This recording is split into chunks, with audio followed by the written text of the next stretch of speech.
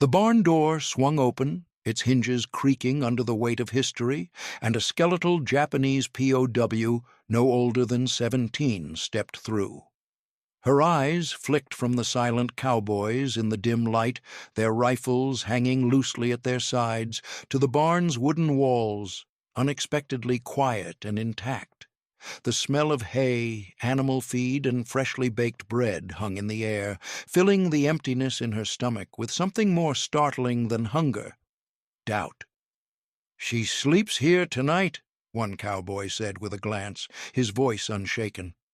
The POW stood frozen, her heart hammering. This wasn't a prison, not the hell she'd been promised. There was no jeering, no cruelty, no hate.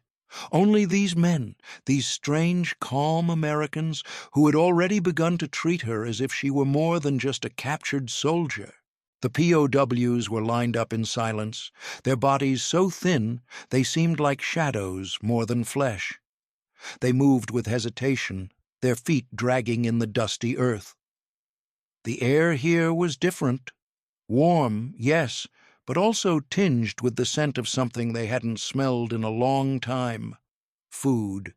They had grown used to the stench of war, the acrid smoke of battlefields, the stale odor of starvation. But here there was none of that, just the strange, unsettling scent of a farm: leather, earth, hay, and bread.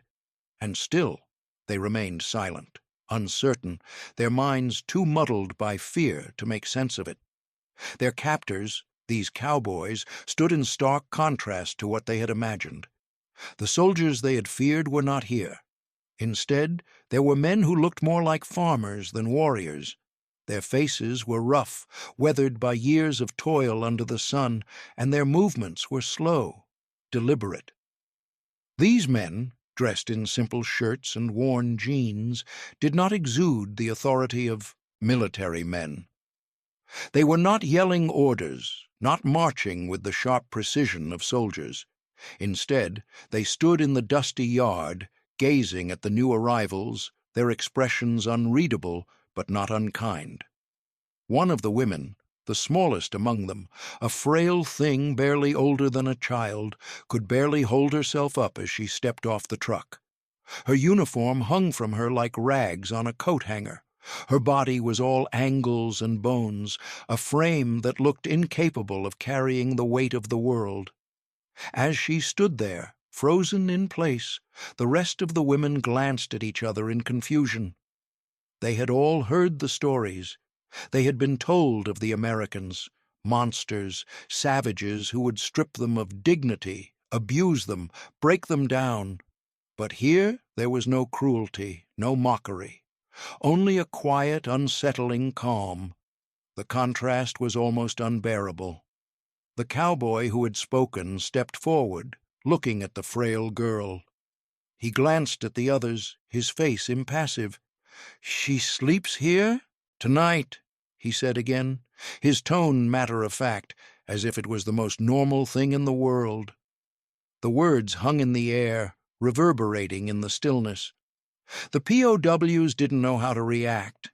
They had been trained to expect violence, abuse, the stripping away of everything that made them human. But here, in this barn, filled with the quiet sounds of cattle and the faint crackle of a stove, there was no violence. There was only this strange, unsettling gentleness. It was then that the weight of the cowboy's words hit them with full force. "She sleeps here tonight." The phrase was simple, but its implications were vast. It was not just an offer of a place to rest. It was a statement of care, of protection, of the possibility that they were more than just the enemies they had been taught to fear. The barn, the food, the blanket, and the water were not the enemy's weapons of war. They were a glimpse of something far more powerful. They were a challenge to everything the POWs had ever believed about honor, about dignity, and about survival. The question now was, how would they survive this new world, where the enemy was not what they had been taught to fear? The barn was quieter than any place they had known in recent months. The faint hum of cattle, the occasional creak of the barn door, and the rustle of hay beneath their makeshift beds were the only sounds that filled the space. The air was warmer than it had been in so long, and the softness of the blankets, foreign to their bones, seemed almost too good to be true. As the POWs lay awake, their bodies trembling not from cold, but from something deeper, more primal, a distrust that came from months of living in a world of constant violence and fear. They had been told that captivity meant dishonor. They had been taught that to be taken by the enemy was to be broken, to be starved and beaten, to be humiliated and used. But here, in this strange, clean barn, they faced something else entirely, an almost surreal peace, a peace that did not make sense. They had been soldiers, nurses, workers, drilled in the teachings of Bushido, raised on a belief system that promised that surrender would be worse than death. They had been told that if captured, they would be tortured, starved, and killed. And yet, here they were, in the hands of these Americans who were giving them food, blankets, and a safe place to sleep. They couldn't reconcile it. How could they? The war had stripped them of everything, and now, even in the midst of captivity, they were offered something unexpected, something that felt like life rather than death.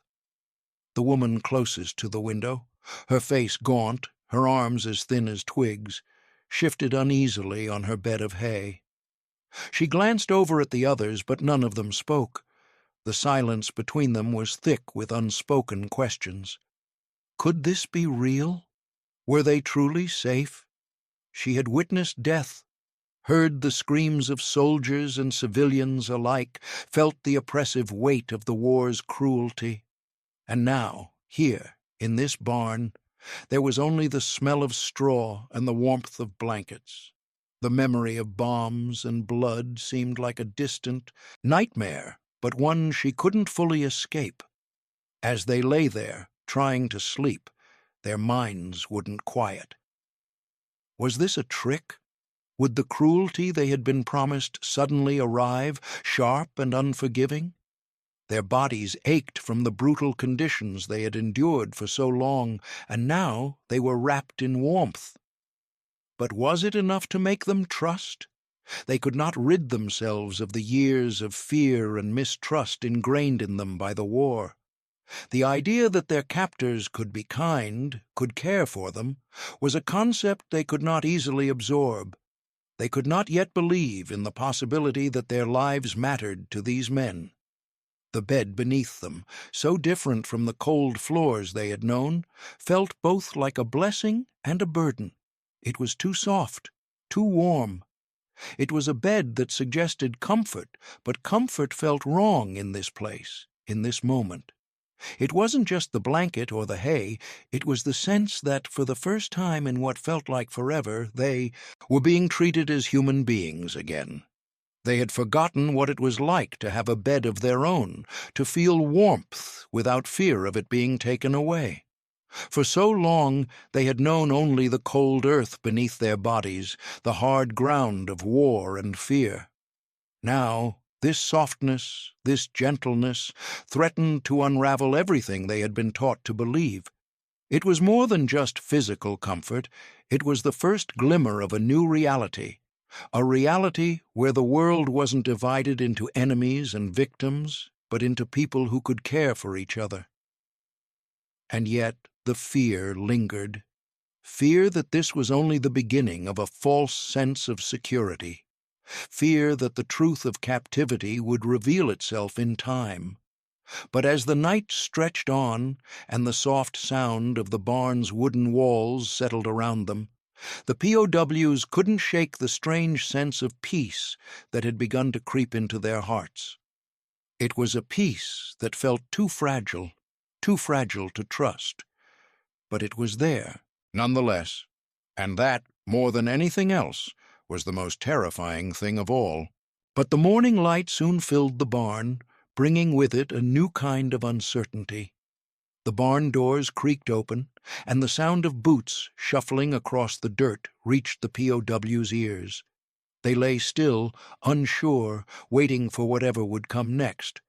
The quiet was unsettling, and though the morning sun promised warmth, it only deepened their unease. They had been given food the night before, but now, this morning, was different. Now the real test would come.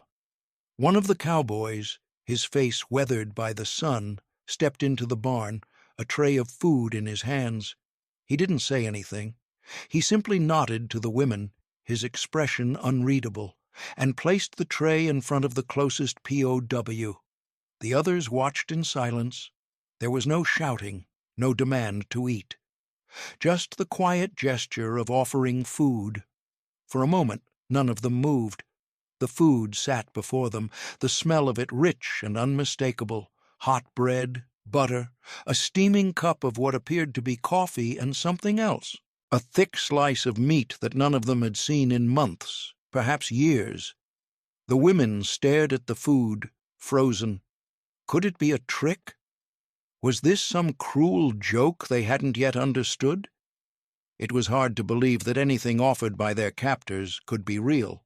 They had been told that the enemy would mock them with scraps, with something barely enough to keep them alive, and here was a full, warm meal, more than any of them had seen in what felt like a lifetime. The silence stretched on. Some of the women hesitated, their hands shaking as they reached toward the bread. Was it poisoned? Was it some kind of trick to break their spirits? One woman, her hands trembling, picked up a piece of bread and brought it to her mouth. She hesitated, eyes wide, scanning the faces of her fellow POWs for any signs that this was some elaborate trap. No one moved. No one spoke. The bread was warm, soft against her teeth, and as it touched her tongue, she nearly collapsed under the weight of what she was feeling. It was real. Her mind was spinning. The bread was thick, the butter rich. She hadn't tasted anything like it in so long, probably not since before the war had even started. She chewed slowly, feeling tears prick at the back of her eyes. She had been so hungry for so long, and now, in the hands of the men she had been taught to hate, she was being given something more than mere survival. She was being given comfort, and that comfort, that small kindness, hit her harder than anything she had experienced in the war. Around her, the others began to move. A woman beside her reached out for the meat, hesitant at first, and then, with more certainty, tore off a piece. It was tender, warm, a stark contrast to the thin, tasteless meals they had eaten in their long months of captivity. Each bite seemed to strip away layers of fear, confusion, and doubt. The myth of American cruelty began to crumble in their mouths, replaced by the undeniable reality of a simple, warm meal. There, at the edge of the barn, the others ate in silence, unsure of what to say or how to react. Each bite seemed to pull them further from the world they had known, further from the war, further from the lessons of hatred and fear that had been drilled into them for years. This simple meal, this humble gift, was doing something to them that nothing else had. It was changing them. For the first time, the POWs realized that the enemy they had been taught to fear, the enemy they had been raised to believe would destroy them, was not the enemy at all. The enemy was a myth. These men, these cowboys, were not monsters. They were human beings, offering kindness where none was expected. This was the first crack in the wall they had built around their hearts. The first sign that everything they had believed about war, about their captors, about honor, was a lie. The next morning, as the barn slowly filled with daylight, the POWs were ushered out into the yard, their eyes adjusting to the bright sun. The cowboys, without fanfare, handed them simple tasks: feeding the chickens, sweeping the barns, gathering hay for the animals. The women stood in silence, unsure of what to make of it. This was not the brutality they had expected. This wasn't a camp where they would be broken down. There were no lashings, no harsh commands. Instead, there was just this, a simple request to work. At first, the POWs couldn't help but feel resentful. They had spent months being treated as nothing more than tools of war, forced to march, to fight, to serve in ways that stripped them of their humanity. Now, suddenly, they were being treated like ordinary workers, tasked with mundane chores. It felt like a test, a trap they couldn't quite decipher. Were the Americans trying to break them down, to force them into some new role of servitude? Were they being watched? But as they began their tasks, something unexpected happened. The rhythm of the work, feeding the chickens, sweeping the barn floors, gathering hay, was strangely meditative. The repetitive motions, once seen as chores to endure, started to ease the tension in their minds. Each task was simple, but with it came a sense of purpose. They weren't just surviving, they were being asked to live. It was a concept so foreign to them that it took time to grasp. For months, they had known only fear, hunger, and the relentless drive to endure. Now, for the first time in a long while, they had the chance to simply exist. The woman sweeping the floor paused for a moment, her broom held loosely in her hands, and looked around the barn. The place wasn't luxurious, but it was clean and functional. Everything in its place, the animals well cared for, the tools well organized. There was an order to it that she hadn't seen in years. It reminded her of the villages she had passed through before the war, where life moved slowly, but with purpose. She hadn't realized how much she had missed that simple order until now.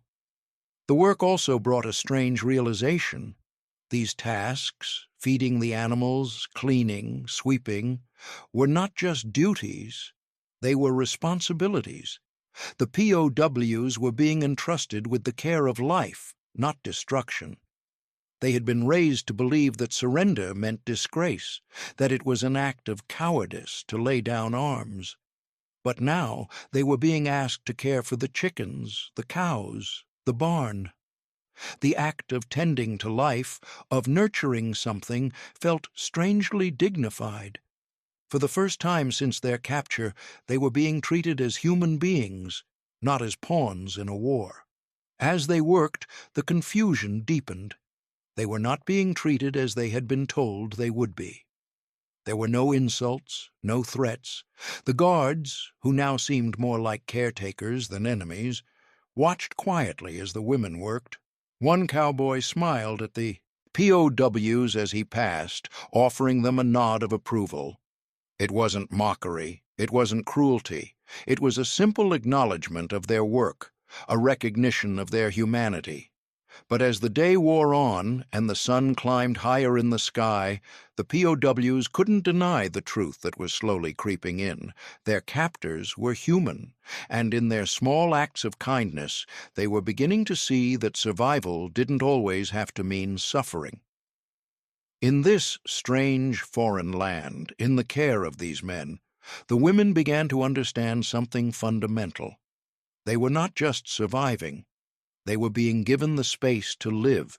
That evening, as the sun began to dip low over the horizon, casting long shadows over the barn, a cowboy entered carrying a tray laden with food. The simplicity of the meal was almost too much to bear. Stew, thick and rich, bread, and even a cup of coffee. It was all more than any of them had hoped for, more than they had dared to imagine in their worst moments of captivity. But the act of offering food, something they had been denied for so long, was not just practical. It was deeply personal, an unexpected kindness that made their hearts ache. The stew was warm, its steam rising in thick curls that mingled with the smell of fresh bread. The women gathered around the tray, their eyes wide, their bodies trembling with anticipation. The hunger was there, sharp, and overwhelming. But the food wasn't just nourishment, it was comfort, something they hadn't felt in months. A simple meal, but in the face of their past suffering, it was more than they could process. Each bite seemed to lift the weight from their shoulders, yet at the same time, it added something new, a burden they couldn't name. As one young woman took her first spoonful, her hands shaking, she was hit with the realization that she had never tasted food like this before. The warmth of it seemed to reach deep inside her, filling not just her empty stomach, but something far more profound.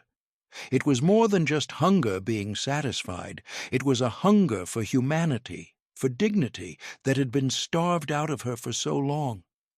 She didn't know how to reconcile this with everything she had been taught, everything she had believed about the enemy. Beside her, another woman took a bite, then another. She stared down at her meal, barely able to process the sensation. Her mind raced. The food was real, the comfort was real, but so was the anger that built inside her. The Americans had bombed her city, burned everything to the ground, taken her family, and here they were offering stew like it was an ordinary gesture. How could she eat from the hands of the men who had destroyed so much of her world? The cowboy who had brought the meal lingered at the edge of the barn, watching the women as they ate. He said nothing, just stood there quietly, as though giving them space to come to terms with the enormity of the situation. He didn't gloat, didn't look for any sign of gratitude. He simply observed, as if he knew that the real impact of this meal would not be felt in the moment, but later, when the women began to process the dissonance of it all.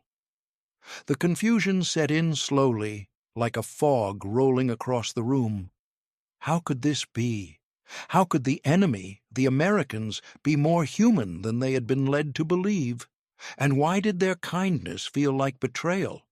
It was as if they had been given something far more dangerous than food. They had been given a glimpse into a world where their captors were not monsters, where they could be treated with decency and care, and it was this possibility, the possibility of being treated as human, that felt like the greatest threat of all. As they ate, the reality of their situation settled over them like a heavy cloak. They weren't sure how to handle it, how to make sense of this strange new world, but one thing was certain: nothing would ever be the same. The food, the warmth, the unexpected kindness. It was all part of something far greater than the sum of its parts. It was a challenge to everything they had known, everything they had believed, and it was a challenge they weren't sure they were ready to face. That night, as the shadows grew long and the barn settled into an unusual stillness, a strange sound broke the quiet. It started softly at first, distant, almost unnoticeable, and then grew clearer. The soft plucking of strings, a simple tune on a banjo, filled the air. It was followed by the low hum of a harmonica, the notes slipping into the barn like the evening breeze. The music wasn't loud or imposing, but it was undeniable, and it wasn't the grim, marching rhythms of the military bands they had come to expect. It was something entirely different. It was peaceful. It was human. The POWs looked at one another, their eyes wide, unsure of how to react. They had been trained to ignore beauty, to see only the harsh, brutal reality of war. But here, in the quiet of this unexpected place, there was music. There was peace. The banjo's soft strumming and the harmonica's mournful yet hopeful notes stirred something deep within them, a longing they hadn't known they still carried. It was a sound so foreign, so out of place, that it left them disoriented. Could they allow themselves to feel this? Could they let their guards down for the first time since the war began? As the music continued, the tension in the room began to loosen. It wasn't just the melody that stirred them. It was the realization that the men playing this music, these Americans, were not what they had imagined. The music was a gift, an offering of something they had been denied for so long: normalcy. For the first time since their capture, the POWs felt as though they were witnessing something human, something real.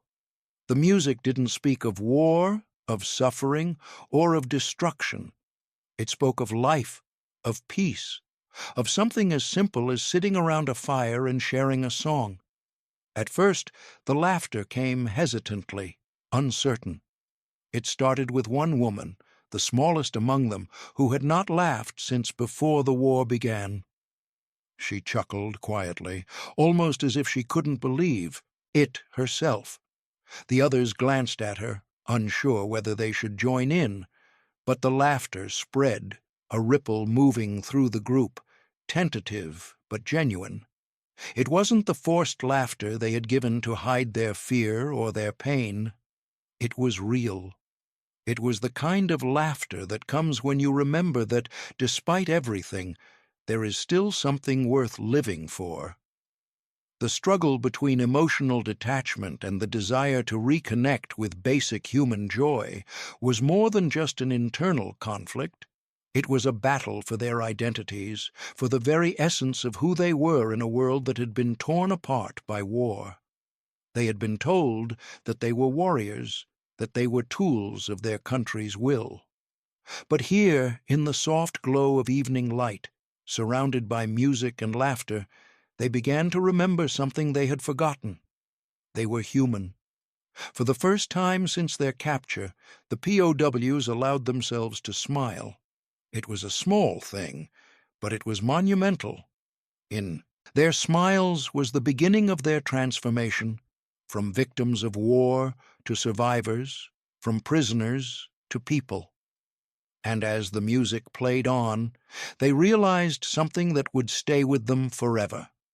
No matter how hard they tried to ignore it, no matter how much the war had scarred them, there was still a part of them that could be touched by kindness, by music, by laughter. In that barn, under the night sky, the line between enemy and captive blurred. It wasn't just about survival anymore, it was about learning to live again.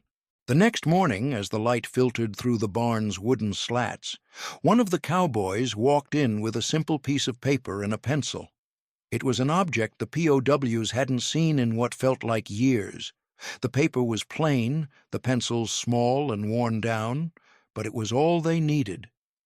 The cowboy placed the materials in front of one of the women. She stared at them, her heart racing in her chest. She had been trained to believe that communication with the outside world was impossible, that any contact with their families would be strictly forbidden. The very idea that she could write home seemed like a fantasy, something that belonged to another life, a life before the war. But here it was, an opportunity, an opening she hadn't dared to hope for. She sat still for a long moment, the paper before her like a riddle she couldn't solve. Her mind raced, her fingers trembling as they hovered above the pencil. What could she say? She had been told the enemy would treat her with disdain, with contempt, that her captivity would be nothing but a long, painful degradation.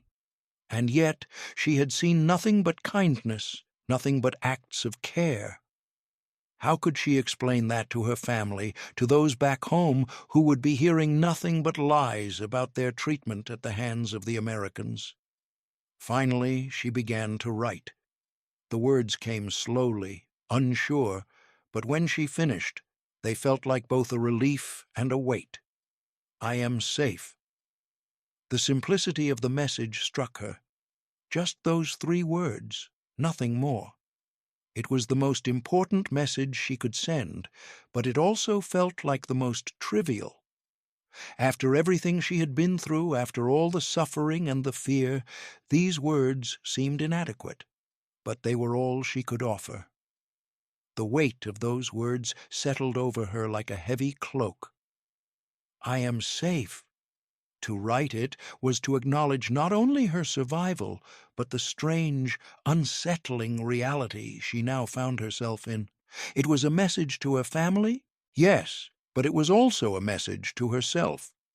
She was still alive, still holding on, still human. As she placed the pencil down, she realized that the act of writing was more than just a means of communication. It was an act of defiance, of reclaiming something she had lost. In that simple letter, she was telling the world, telling herself, that she was not what the war had tried to make her. She was not broken. She was not a victim. She was someone who could still reach out, still connect, still find a way to speak, even when all seemed lost. The letter would be sent, and the words would reach her family, but the impact of those words would be far greater than she could ever imagine. When her family in Japan received this letter, they would be shocked. They would be stunned by the message, unable to reconcile the kindness she had received with the horror they had been led to believe. It was a letter that would change their understanding of the world, just as it had changed hers. For the POW writing "I am safe" was not just a statement, it was a declaration of her new identity. It was the first time she had truly accepted the reality of her situation, the first time she had truly allowed herself to believe that she could be more than just a pawn in the war. She was not just alive, she was free. And that freedom, in that moment, was worth more than anything else she could have written. A few days after the letter had been written, when the routine of the camp had settled into a strange rhythm, one of the cowboys walked into the barn carrying something in his hand. It was small, delicate, an object so simple, yet it seemed to shimmer with meaning. He held it out to a young Japanese POW, a girl barely more than a child. Her hair, once neatly combed, had grown long and tangled, the strain of captivity leaving her with little energy for such things. The cowboy's gesture was quiet, but it spoke volumes. In his hand was a small ribbon, a simple piece of fabric, but for the girl it was something far greater. At first she hesitated. She had never been given something so personal, so individual, in all her time in captivity. The war had stripped her of her identity, her dignity. She had been a cog in the machinery of war, a nameless soldier, a faceless tool.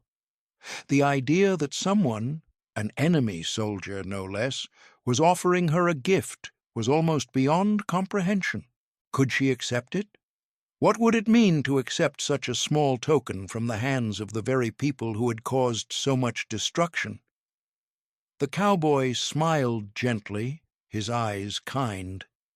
There were no orders, no commands, just the silent offering. She took the ribbon, feeling its softness in her fingers. It wasn't much, just a simple piece of fabric, but to her it felt like a lifeline. Something that was hers, something she could hold on to. With a quiet nod, she walked away from the cowboy, uncertain of what she was feeling. The ribbon was just a ribbon, wasn't it? But as the POW ran her fingers through her hair later that night, preparing to tie it back, she felt a strange shift inside her. The ribbon was not just a small decorative item, it was something far more profound. As she tied it into her hair, she felt the weight of the war, of the years of fear and struggle begin to lift, if only for a moment.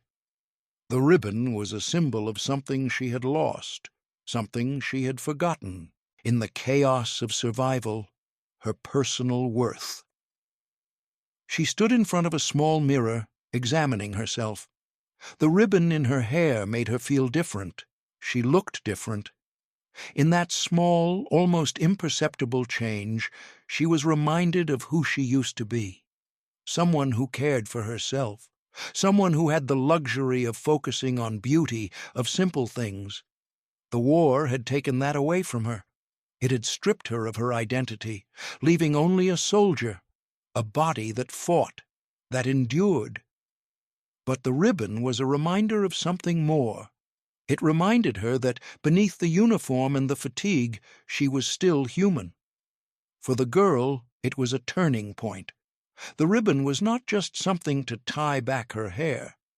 It was a moment of personal transformation, a step toward reclaiming the identity that the war had tried to erase.